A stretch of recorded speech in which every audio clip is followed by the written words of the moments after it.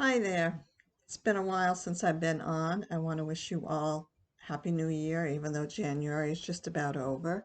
The holidays kept us busy and reading, doing lots of reading and watching some series on Netflix and Hulu and all of that. How about you? What have you been doing? Have you been busy? Uh, I just thought I'd jump on because it occurs to me that oftentimes in the creative arts, it takes only just a few seconds for me to hear a song that grabs me, and I'm just in love with it. For instance, this song, let's see if it works for me. I mean, I just can't help it. I just want to dance to this. What an intro.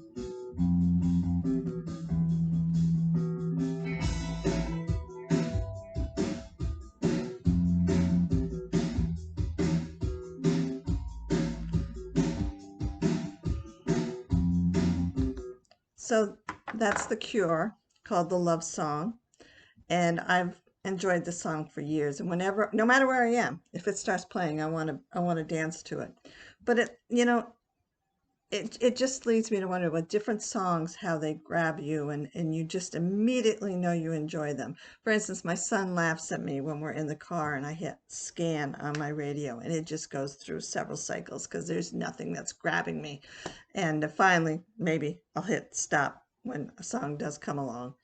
But see, that's the difference, for me anyway, between music and reading. Um, Songs can get your attention like that, and you as the listener don't have to invest other thoughts into it other than just, oh, this is an awesome song, and you enjoy it, you listen to it, you want to play it over and over and over again. um, Whether good or bad, that's it for me.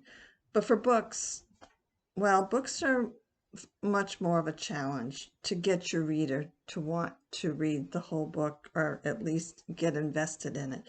They always say the book cover matters. Yes, it does. The whole premise of the book matters. Yes.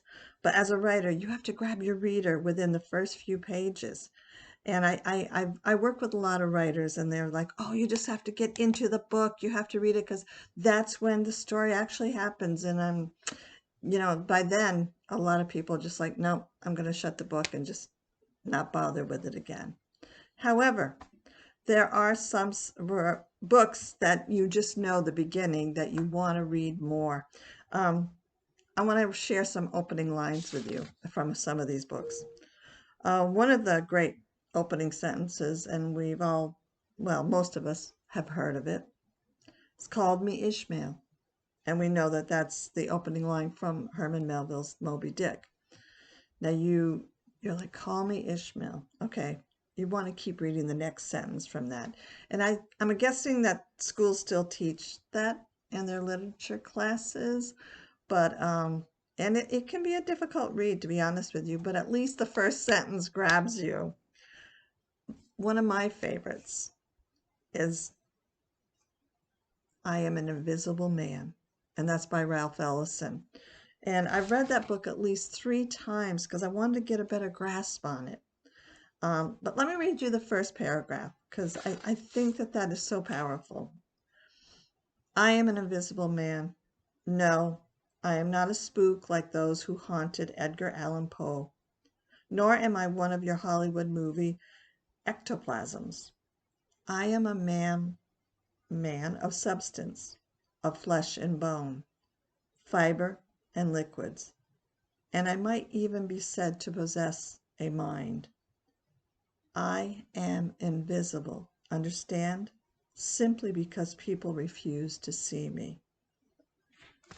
Wow. You want to keep reading, and I, like I said, I read that 3 times. I'm just so challenged by it in many ways, and yet just hungry to read it again and again because it's a fascinating book. Um, Another one, first sentence, it was a pleasure to burn.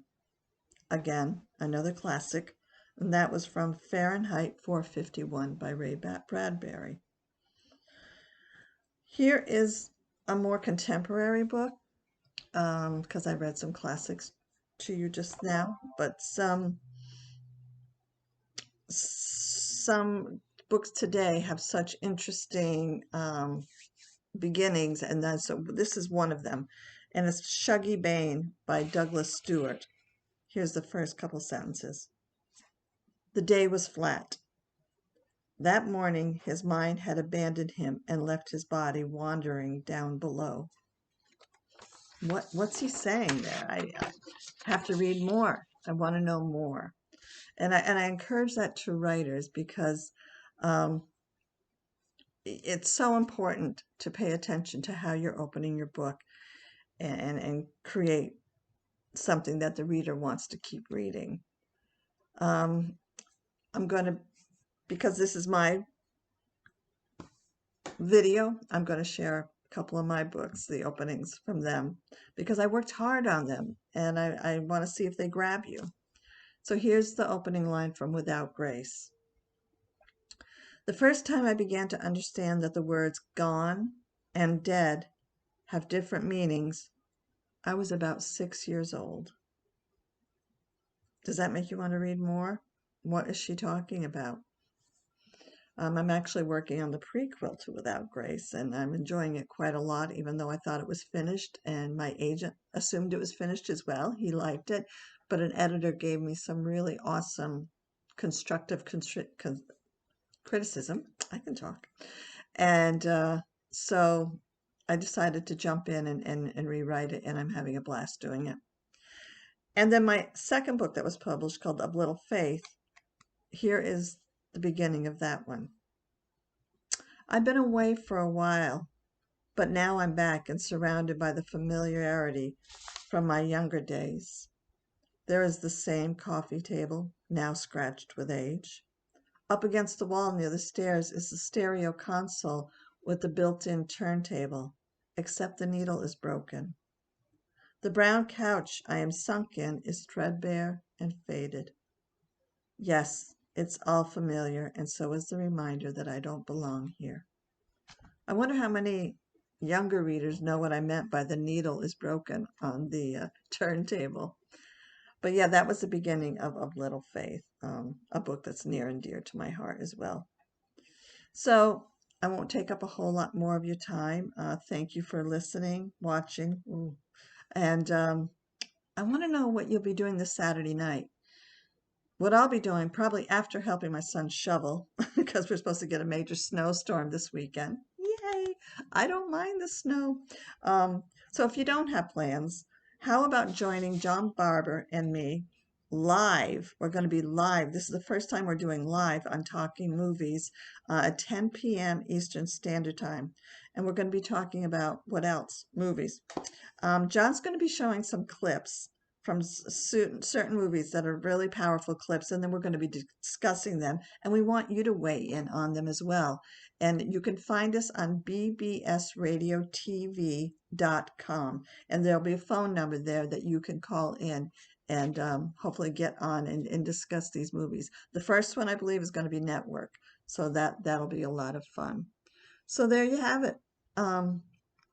I'm not very good at this, but I'm still working on it. And so I hope you hung in there with me, and I hope to see you again soon. Meanwhile,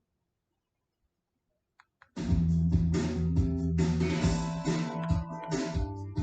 think I'll dance.